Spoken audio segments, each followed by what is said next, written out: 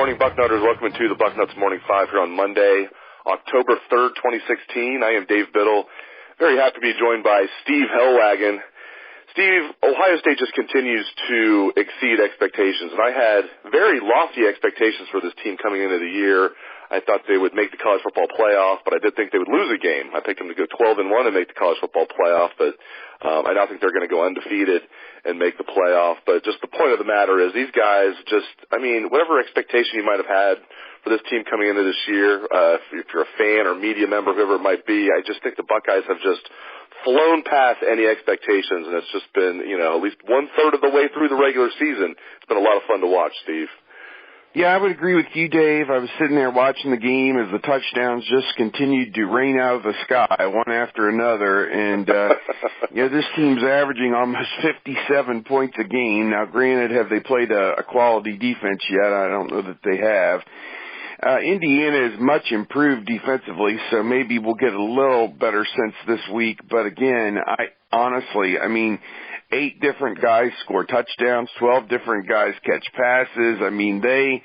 You outed Dontre Wilson a week or two ago with his little tweet about not getting the ball or whatever at Oklahoma. They just beaten freaking Oklahoma, and he's mad he didn't get the ball or something. And it's like, that's not really an issue with this team because everybody's going to get the ball at least once, it seems like.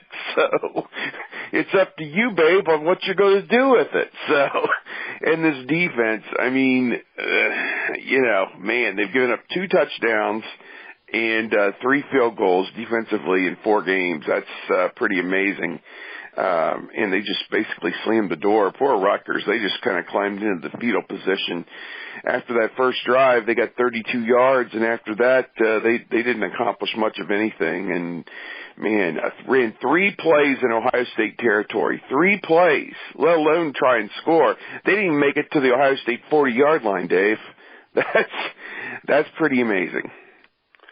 I'll tell you what else is amazing, Steve, is just the stats that this team is putting up offensively and defensively. I look at total offense in the country. Ohio State is ranked 4th in the country in total offense. They're ranked 3rd in the country in total defense. Nobody else is has that type of balance. You see, a lot of the teams that are ranked, high in total offense, like Texas Tech, Louisville, Toledo, Baylor. They're in the 80s. They're not ranked in the top 10 or even close in total defense. So it's just so impressive. Not just the points that they're putting up and the lack of points that the defense is allowing. It's just these total yards are just off the charts too. It's hard to find a weakness on this team. Maybe the lack of a deep ball so far passing. It's just nitpicking. But what concern might you have? What's maybe a weakness? Is any type of concern you might have about this team? Well, in terms of the deep ball, what I would say about that is once again, if the opposing team cannot stop the run, then why discontinue the running game? They ran for 400 yards. They were in the red zone, 7 or 8 times. They didn't need to throw the deep pass to score a touchdown. They figured, we'll be down there in 3 plays anyway, so just keep running it. Mike Weber, another great game for him. 14 carries and I want to say 140 yards, something in that realm. And what's a concern for me? The defensive line is coming around. They had 3 sacks.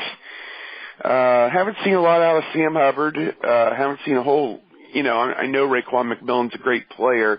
I wonder if teams are scheming against him because he hasn't, flashed that game-changing play yet. Again, I'm just nitpicking at this point, Dave. I'm trying to come up with something. It's hard, Steve. It's hard to come up with any negatives when you look at this team. I'm telling you. The offensive line is coming together. We're going to get to talk to, I think, Isaiah Prince and Michael Jordan this week, and I'm excited to talk to Michael Jordan after 4 games to see how he feels this is going because you don't hear his name on television, and if you're an offensive lineman, that's a good thing. So you're right. I think Indiana is going to come in and try and slow them down a little bit, but I'm not sure anybody can at this point. They're in a real groove.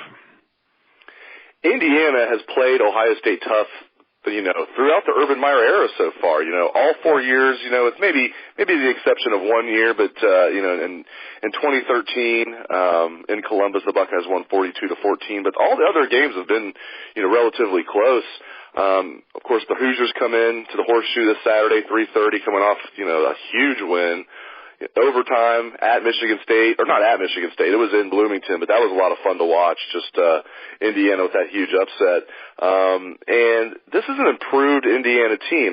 Their defense is never going to be good, but it's improved. I mean, they have a ton of starters back, including all 4 starters back from their secondary. We know Kevin Wilson can move the ball offensively. This new quarterback, he's a big guy with a strong arm, Richard Lego. Buckeyes are favored by 31 points, Steve. Every week I look at this, I'm thinking, wow, that's a little more than I thought it would be. And then every week Ohio State covers. So your thoughts on the Indiana game, the point spread, anything you want to say? I was excited watching Indiana. I wasn't really pulling for one team or the other, but that was thrilling. And Michigan State, something obviously is not right at Michigan State. Offensively, they're just not very good at all.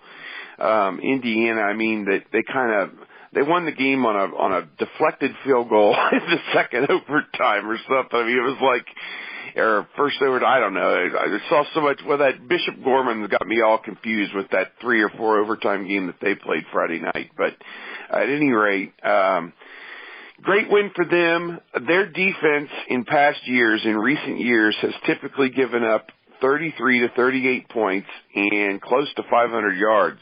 This year, they're under 400 yards allowed per game, 380, and they're only giving up 21, 22 points a game, which I saw that, and I about, fell over. I couldn't believe that. So they have made some tremendous improvement. Maybe some of that's a function of the teams that they've played. I know they played Florida International, Ball State. They lost to Wake Forest, something like 33-28. They trailed, I want to say 24-7 at the beginning of the second half, and rallied and made a game out of it. But then to come back, it's kind of like they're even with house money right now. They should have beaten Wake Forest, should have lost to Michigan State. They're right where they should be, 3-1, and probably going to a bowl game if they could just eke out 3 more wins during the Big Ten. Well, great stuff from Steve Helwagen. Thank you very much for your wisdom, as always, Steve. Steve and I will be over at the Woody Hayes Athletic Center later this morning interviewing Urban Meyer. That is at 11:45 a.m., so keep it locked to Bucknuts for that. And then after we talk to Coach Meyer, it's a star-studded cast. We'll get Luke Fickell, J.T. Barrett, Pat Elflein, Sam Hubbard, Marshawn Lattimore, Mike Weber, and Chris Worley. That's from about 12:15 to about 1:45, and those are the guys that are scheduled. Usually one or two guys that they have scheduled aren't able to make it, but Steve and I will be over there covering that, so keep it locked to Bucknuts throughout the late morning and throughout the day. Thanks again to Steve Helwagen, and thanks to the listeners out there for tuning into the show. I appreciate it. Hope everyone has a great day. Let's hear some Buckeye swag, best damn band in the land.